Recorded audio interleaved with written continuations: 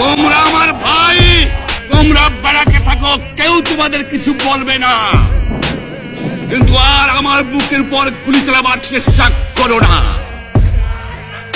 ভালো হবে না।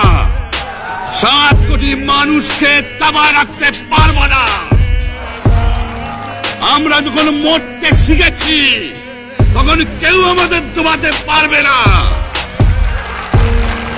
যে পর্যন্ত আমার এই দেশের মুক্তি না হবে, খাজনা ট্যাক্স বন্ধ করে দেওয়া হলো, কেউ দেবে না।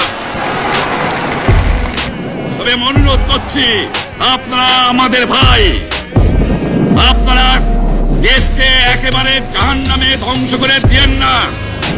জীবনে আর কোনোদিন আপনাদের মুখ দেখা দেখি হবে না। যদিও আমরা শান্তিপূর্ণভাবে আমাদের ফয়সলা করতে পারি, তাহলে অন্তপক্ষে ভাই ভাই হিসেবে বাস করার সম্ভাবনা আছে।